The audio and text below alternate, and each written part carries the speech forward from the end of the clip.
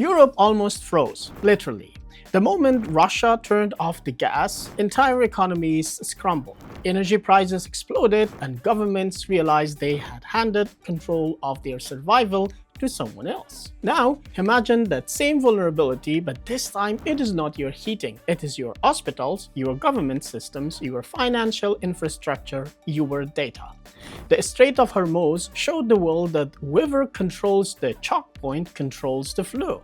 Europe just realized that the American tech giants are their digital Strait of Hormuz, and right now they are doing something about it. What happens next will reshape the IT industry and market across the entire continent. And if you're interested in work in tech here in Germany or Europe, you cannot afford to miss this. One of the most powerful tech shifts in European history is happening right now, quietly behind the scenes. Hi, I'm Sirat, a cybersecurity specialist with a background in law, tech, and cybersecurity. I analyze technology, cybersecurity, and geopolitics collide to shape global power. Germany just saved over 15 million euros per year by getting rid of Microsoft software.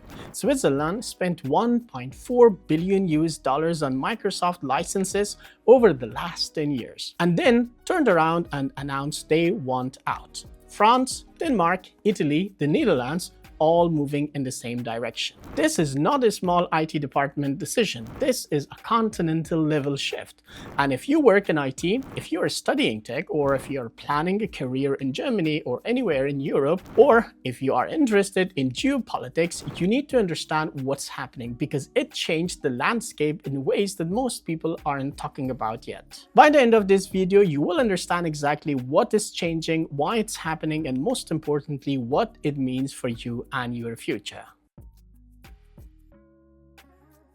Let's start with the core issue because it's bigger than software licenses. Imagine your entire government, your healthcare systems, your public administration, your defense communications, all running on software that is legally controlled by a foreign country, not just hosted there, legally subject to that country's laws. That's exactly the situation Europe has been in for decades with American tech giants like Microsoft, Google, and others. There's a US law called the Cloud Act. What it essentially means is this: if data is stored on servers or cloud infrastructure owned by a US company, no matter where those servers are physically located, whether they are in Frankfurt, Paris, or Zurich, US authorities can legally request access to that data, and the company must comply. For individual users, that might feel abstract, but for governments, for public health data, for defense information, for the personal recourse of millions of citizens, that is a serious vulnerability. And here is where it stopped being theoretical. There was a reported incident where Microsoft disconnected the email account of a senior official at the International Criminal Court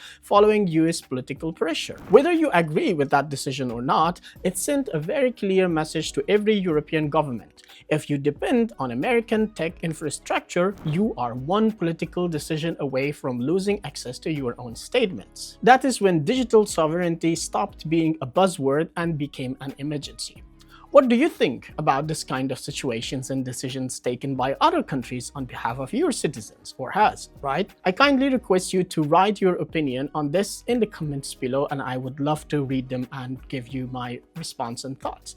And like this video to help me with the algorithms. Now let's talk about what Germany actually did, because this is where it gets fascinating. Germany's northernmost state, Schleswig-Holstein, made a bold decision. They let their Microsoft 365 licenses expire. Over 40,000 civil servants, politicians, and public employees switched to free, open source alternatives. Microsoft Word replaced by LibreOffice. Outlook replaced by Thunderbird.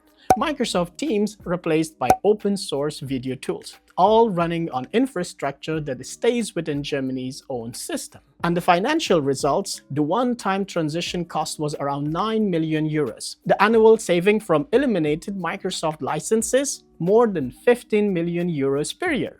The break-even point was under 1 year. After that, it's pure savings, every single year, permanently. Think about that, 15 million euros a year that used to leave Germany and go to a US corporation is now staying inside the German economy. Think of it the same thing for any other country. But Germany didn't stop there. The federal government established a center called ZINDIS, the Center for Digital Sovereignty, which developed something called the OpenDisk suite. This is a full set of tools for email, chat, video conferencing, and document collaboration built entirely on open source software, completely independent of US corporations. It already has over 100,000 users across German government institutions.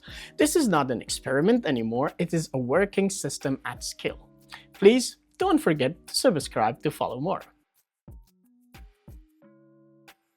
And Germany is not alone. This is where the pattern becomes impossible to ignore.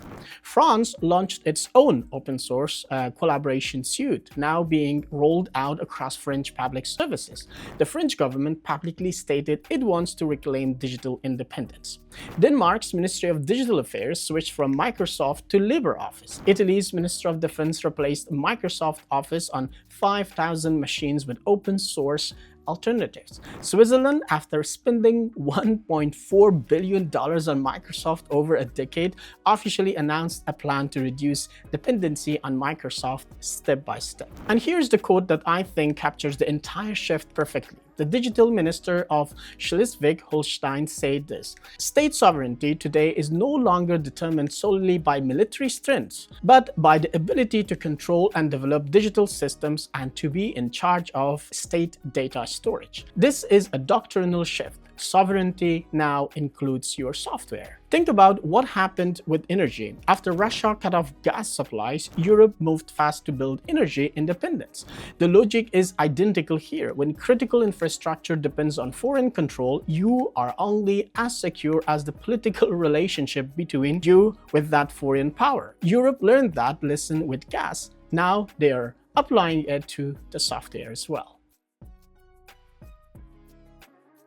Okay, so here's the part I really want you to pay attention to, especially if you're working in IT in Germany or the EU or planning to. When governments and large organizations migrate away from legacy systems, they don't do it by magic. They need people, Linux administrators, open source software specialists, people who understand LibreOffice deployment at scale, network engineers comfortable with non-Microsoft environments, cybersecurity professionals who can secure systems that aren't built on the usual stack. Germany is actively building this capability domestically. That means demand for IT professionals with open source experience is going to grow, and it's going to grow in the public sector, which in Germany is one of the most stable, well-paying employment environments you can find. If you're an expat in Germany working in IT support or system administration, this is the moment to start building skills in Linux, open source collaboration tools, and cloud-independent infrastructure. Not because Microsoft is disappearing overnight, it won't, but because the direction of travel is clear, and the professionals who are ready for it will have a real advantage. I read every comment. Please share your idea in the comments below. If this resonated with you, please hit the like button as well. Let me zoom out for a moment, because this matters beyond just software. What we are watching is Europe making a deliberate, coordinated decision to build a parallel digital infrastructure, not because open source software is perfect, not because Microsoft products are bad, but because dependency on systems you don't control is a strategic risk. And Europe has decided its risk they are no longer willing to carry. Schleswig-Holstein became the first regional government in the world to formally endorse the United Nations open source principles in 2026. The head of their state chancellery said they have had interest from Denmark, the UK, France, New Zealand, India, Switzerland, and Australia. This is turning into a global conversation. And here's the financial compounding that most people miss. Switzerland's 1.4 billion over 10 years, Germany's federal government spending over 500 million on Microsoft in 2025 alone. That's money that once redirected to open source solutions builds domestic capability, creates local jobs, and funds development that stays in the country. The transition cost is a one-time expense, the savings are permanent, and the political independence is priceless. So let's bring this back to what matters for you.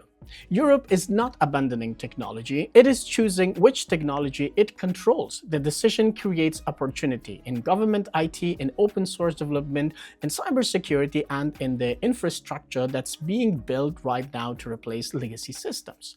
If you're an IT professional in Europe, start paying attention to open source skills. If you're job hunting, look at public sector roles with fresh eyes. And if you're planning a move to Germany or Europe for a tech career, understand that the market is evolving in a direction that rewards people who are adaptable and forward-thinking. The biggest opportunities rarely announce themselves loudly. This one is happening right in front of us. If you found this helpful, drop a comment below. I would love to know, are you working in IT in Germany right now, and have you ever seen any of these changes happening in your own workplace? Your experiences might actually help someone else watching this video, including me. If you want to understand what working in IT in Germany actually looks like day to day, the job market, the salaries, the visa routes, what employers actually look for, I had a video on exactly that. It's linked right there above. Go and watch it. And if you are new here and this kind of practical, honest content about building a life and career in Germany is useful to you, subscribe. This channel is built for that exactly. I will see you in the next one. Bye.